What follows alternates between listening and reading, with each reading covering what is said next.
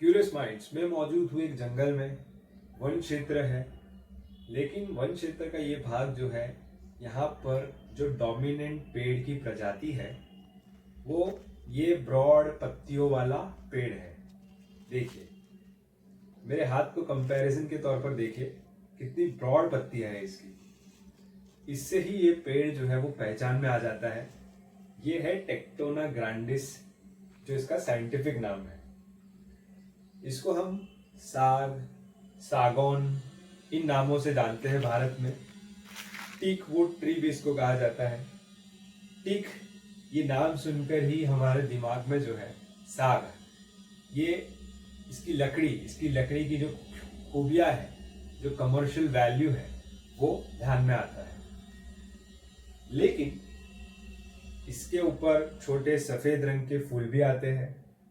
लेकिन जिस कारण से ये पेड़ मशहूर है, पॉपुलर है, जाना जाता है, वो है इसकी लकड़ियाँ। इसकी मजबूत, ड्यूरेबल और बहुत सारे जो वेदरिंग प्रोसेस होते हैं, जैसे वाटर रेजिस्टेंस या फिर सड़न भी इन लकड़ियों में नहीं होती। तो बहुत ही ड्यूरेबल है, दशकों तक वैसी की वैसी ही बनी रहती है, किसी मरम्मत की आवश्यकता नहीं पड़ती। इन सभी कारणों से इस पेड़ को बहुत इम्पोर्टेंट माना जाता है, बहुत कमर्शियल वैल्यू है इस पेड़ की। इनकी लकड़ियों का इस्तेमाल जो है, इस पेड़ की लकड़ियों का, साग की लकड़ियों का इस्तेमाल जो है वो सदियों से ही फर्नीचर बनाने में होता आया है, खास तौर पर इंडोर आउटडोर फर्नीचर। बहुत ही मजबूत, बहुत ही अच्छा टेक्सचर होता है इसकी लकड़ी का। तो कमर्शियल वैल्यू तो हम सब जानते ही है। आज हम बात करेंगे क्यों साग के पेड़ जो है वो जरूरी है, इनकी संरक्षण करना बहुत आवश्यक है, साग पेड़ों को बचाना बहुत आवश्यक है। भारत के कई भागों में साग के नेचुरली जो है वो जंगल पाए जाते हैं। बहुत बड़े बड़े एरिया में सिर्फ ये पेड़ ग्रो होता है। मध्य प्रदेश, सेंट्रल इंडिया, यहाँ तक कि म्यांमार तक में बहुत वाइडली ग्रो होता है ये पेड़। लेकिन कमर्शियल वैल्यू के कारण बहुत ज़्यादा इसकी कटाई होती जा रही है और प्रोटेक्टेड स्पीसीज ये बन चुका है। इकोलॉजिकल इम्पोर्टेंस इस पेड़ की बायोडाइवर्सिटी में जो ये योगदान करता है, शायद ये लोग भूल गए हैं, या फिर ग्रीड के कारण हम बस इसको काट कर बेचना चाहते हैं। बहुत सारे इसके ट्रेडिशनल यूजेस रहे हैं। इसकी पत्तियों को अगर आप देखें तो बहुत अलग अलग प्रकार से उपयोग में ली जाती है। ट्राइबल्स और लोकल्स जो है वो इसको बहुत अच्छे से यूज करते हैं होल्ड करने के लिए।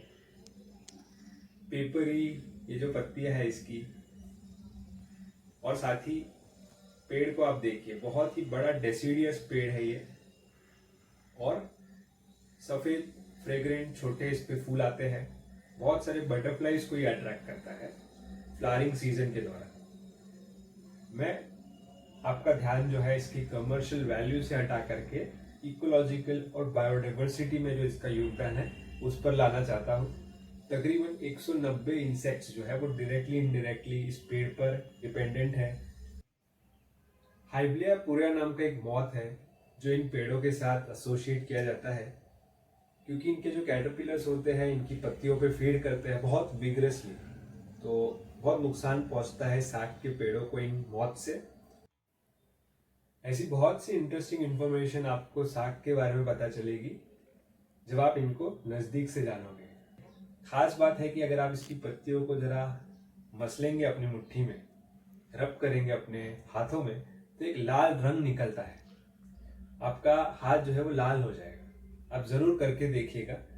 और इसी से ये नेचुरल डाई भी बनती है। ये एक पिगमेंट के कारण होता है जिसको एंथोसाइनाइन कहा जाता है, जिससे लाल रंग आता है। तो इन शॉर्ट इसके योगदान को समझते हुए इन पेड़ों को कटने से हमें बचाना होगा।